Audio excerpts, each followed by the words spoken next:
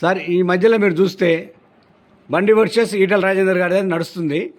బయట బయట public talk ఏంటంటే ఈటల రాజేందర్ గారు ఒక కొత్త పార్టీ పెట్టాలని ఆలోచన చేస్తున్నారని తెలుస్తుంది సార్.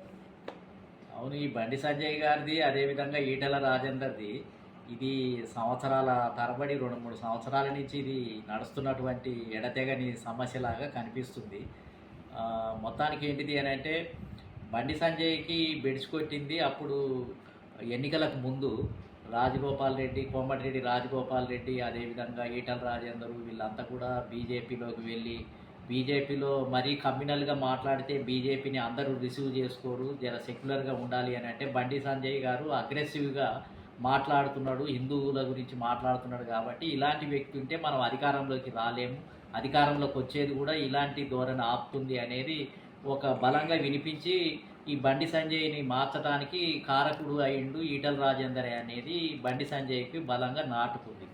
అప్పటి నుంచి ఇక ఒక వైరుధ్యము ఈ బీజేపీలో కొనసాగుతుంది, కొత్తగా వచ్చే వాళ్ళకి మధ్య పాతకు వచ్చే వాళ్ళకి. నిజానికి ఈటల రాజేందర్ గారు రాకముందే అసలు బీజేపీలో ఒక పాత నాయకత్వం ఒక 5-6 తిష్ట వేసి ఇంకా వాళ్ళ వరకే బీజేపీని అట్టి పెట్టుకొని ఏ పదవులు వచ్చినా ఏది జరిగినా వాళ్ళ మధ్యలోనే పంపిణీ చేసే విధంగా మార్చుకున్నారు.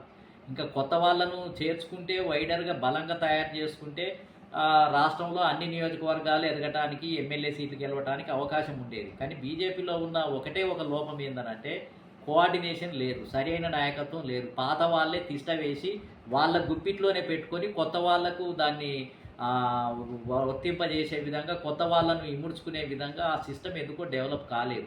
బేస్మెంట్ అనేది లేదు బీజేపీలో ఒక విశాల దృక్పథం ఇంకా డెవలప్ కాలేదు. పాత నాయకత్వం తన ధోరణిని మార్చుకోవట్లేదు.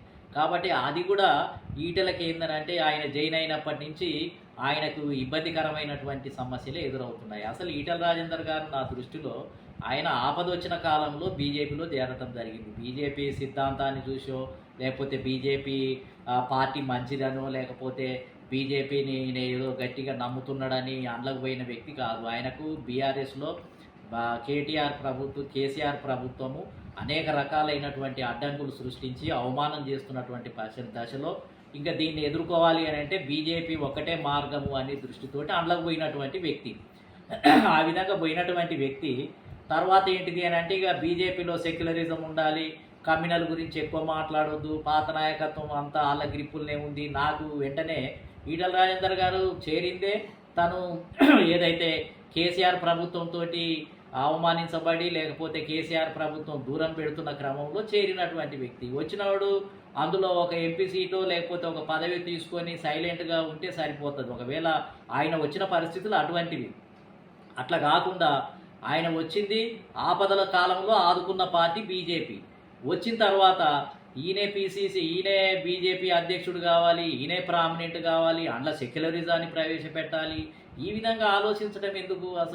అసలు ఇబ్బంది లేదు. అందులోనే ఆయనకి ఈయన ఏంటంటే కమ్యూనిస్ట్ ఉద్యమం నుంచి వచ్చిన వ్యక్తి, పీడిఎస్యు ఆ రేంజ్లో వచ్చిన వ్యక్తి, సెక్యులరిజంగా ఎక్కువ బీజేపీ మతతత్వానికి వ్యతిరేకంగా ఆలోచనలు కలిగిన వ్యక్తి. దిగమింగుకొని అందులోకి పోయాడు, ఏది ఈ కేసీఆర్ నుంచి తప్పించుకోవడానికి పోయిన వ్యక్తి. కొంతకాలం కొద్దిగా ఓపికతో వెళ్లాల్సినటువంటి అవసరం ఉంది.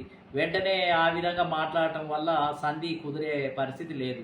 ఇప్పటికి కూడా నేను అనుకుంటాను బీజేపీలో ఈటల రాజేందర్ గారు కొనసాగి ఆ పార్టీని ఇబ్బంది పెట్టి ఆ పార్టీలో మార్పులు చేయాలంటే ఈటల రాజేందర్ గారి ఆలోచనలన్నీ బీజేపీలో వర్తించేవి కావు.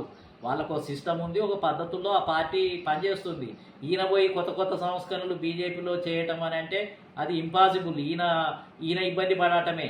నేనేమంటున్నానంటే నిజంగానే ఈయన సెక్యులర్ ఈ భావాలు ఉన్న వ్యక్తి అయితే బీజేపీ నుంచి బయటపడటమే మంచిది. బయటకు వచ్చి ఇప్పుడు ఏదో కొత్త పార్టీ అని అంటున్నారు, బయటికి రమ్మనండి. కొత్త పార్టీ వచ్చి బడుగు బలహీన వర్గాలు సెక్యులర్ దృష్టితోటి ఒక కొత్త పార్టీ ప్రయత్నం చేయొచ్చు. ఇంకా బయట పోలరైజేషన్ కావడానికి కొత్త శక్తులు, ఇటు బీసీ ఉద్యమం కూడా ఇప్పుడు బలంగా వినిపిస్తుంది, దానికి లీడ్ చేసే అవకాశం కూడా ఉంది. ఆ విధంగా వస్తే ఈయన స్వేచ్ఛగా మాట్లాడటానికి అవకాశం ఉంది.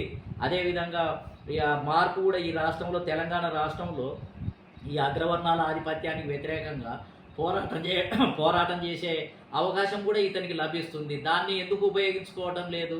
ఇంకా అందులోనే ఉండి ఆ పార్టీలో ఉన్న లోపాలను నాకు ఇట్లా జరిగింది, అట్లా అయింది, నా మీద ఇట్లా దాడి చేస్తున్నారు, వీళ్ళు ఈ విధంగా మాట్లాడుతున్నారని గునుక్కుంటా ఎంతకాలం ఉంటాడు? అది నీవు ఒకవేళ ఉంటేనేమో నువ్వు అణిగిమణిగి ఉండు, అన్ని పాత భావాలన్నీ వదులుకో.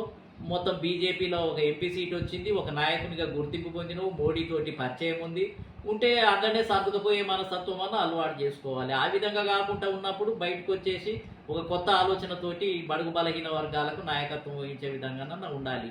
ఆయనకే క్లారిటీ లేదు, ఏ రకంగా ఉండాలనేది క్లారిటీ లేదు, ఆయన నిర్ణయించుకోలేకపోతున్నాడు.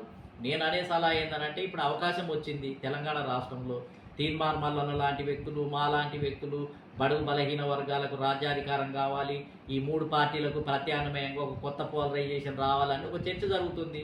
దానికి వచ్చి లీడ్ తీసుకోమనండి, మంచిదే. అవకాశం ఒకటి వచ్చింది, గెలుస్తారా గెలవరా అనేది వేరే విషయం. కానీ ఈయనకైతే ఒక అవకాశం వచ్చింది కదా, దానికి నాయకత్వం వహించడానికి ఒక మంచి మార్గం అయితే ఉంది. ఈ రాష్ట్రంలో ముదిరాజులు బలంగా ఉన్నారు, ఎక్కువ జనాభా కలిగిన కులం, ఆ కులానికి కూడా అన్యాయం జరుగుతుంది. ఈ కొత్త పార్టీ ద్వారా బడుగు బలహీన వర్గాలకు కూడా న్యాయం చేయడానికి అవకాశం ఉంది. ఈయన మీద ఒక మంచి మంచి అభిప్రాయం ఉన్నటువంటి ఓటు బ్యాంకు కూడా ఉంది. కాబట్టి ఆ విధంగా వస్తే సరి అయిందే. కాబట్టి ఊరికి అందులో ఉండి పోరాటం చేసి బాధపడి అవమాన ఫీల్ అయిపోయి ఈ అన్నిటికంటే బయటికి వస్తేనే బాగుంటుందేమోనని అభిప్రాయం. లేదు అని అంటే ఇక మొత్తం ఆ బీజేపీకి నిబంధనలకు కట్టుబడి అన్నా ఆ విధంగానన్నా ఉండాలి అనేది మరి నేను అనుకుంటున్నాను.